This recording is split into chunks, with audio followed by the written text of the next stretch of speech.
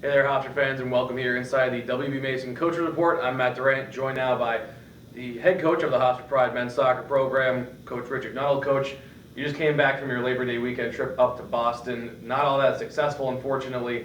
You saw the number 11 Boston College Eagles on Friday, and you lose 2-0 despite outscoring them. What did you see in that game?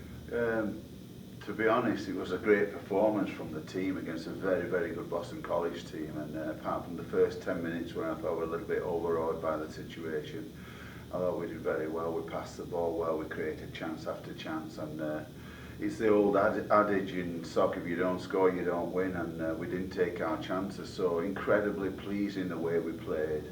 Very displeasing the way we didn't finish our chances. So from a pure play perspective, I was, to be honest, quite pleased. So, again, disappointing result, but a lot of encouraging signs. So a mix of emotions following that game, but where do you go from a loss like that when it's a good performance, it just didn't show up on the scoreboard? Do you think it was just a matter of executing the playmaking ability of your players? Yeah, I just think, a little bit of confidence in front of goal, a little bit of calmness needed, and, just taking the opportunities when they occur. We're a little bit rushed on many occasions, and again, the good news is we're getting the chances. The bad news is that we didn't finish them, and defensively we were pushing, in the last 20, so we conceded a late goal, which I understand, is a product of trying to get the equaliser, but overall, when I go around the team, I was pleased with a lot of the individuals. Last time we spoke, you hadn't really made a decision on the situation regarding your keeper. Yeah. But you went with Leo Arkenhelsey up in Boston for both games. What did you like from him in the first game, despite allowing the 2 goals? Oh, Leo is a little bit unorthodox, but he gets the job done, and we wanted to communicate better. But Alex was having a little bit of soreness in his shoulder, so we decided to rest Alex and play Leo. And over the 2 games, Leo's done very well. So now we've got problems of making a choice. The next game, where we're going to start. So you then go to Harvard just a couple days later. Once again, outscore them. Ends up in a draw.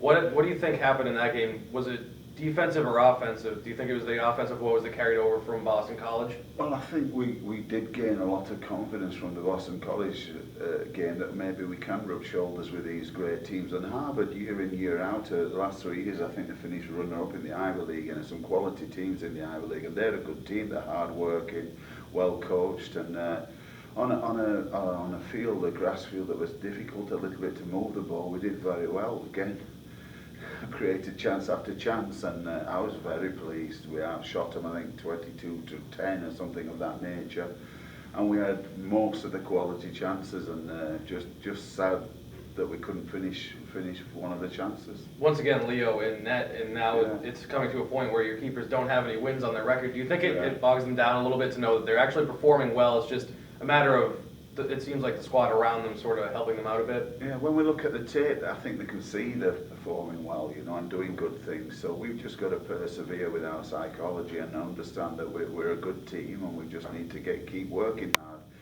Just work hard and the results will come. That's the message to the team, and we've got talent. We're now getting it together defensively. It was great to keep a clean sheet. It was great with a lot of the performances, especially the younger ones coming in, we've got 3 or 4 freshmen on the field the majority of the time, and that was nice too, and we've got some talent. Just got to keep our nose to the grindstone and keep grinding it out. Second half of that game, there were a lot of opportunities. It seems like if this offense really can start to score and string it together, there's going to be a lot of weapons on offense. What do you think has to happen for guys like Mishak and Danny and Nino to actually click and start putting the ball in the back of the net? I think once we get one, that'll relieve the tension. There's tension in the air in the box, and I think we've just got to relax, understand our abilities, have a bit of calmness, and finish well. You move on to now host Army West Point in your home opener this weekend on the 10th. Yeah. How big do you think it is to now play in front of a home crowd after a tough stretch to start the schedule? Well, we love our own field. We love practicing our own field. We love our fans, and we're comfortable. But having said that, Army are a quality team. They're very, very fit, and they've just come off a bad result where I think they equalised in the last minute and then got scored with a second to go. So they're going to be raring to go.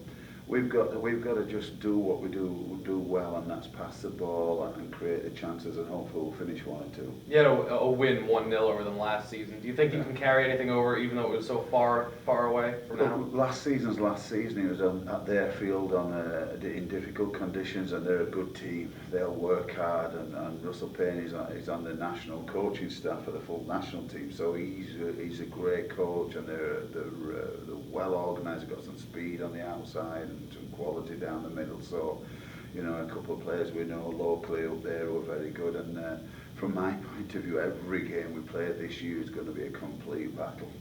Well, that will be on Saturday, September the 10th, the home opener at Hofstra Soccer Stadium at 5:30.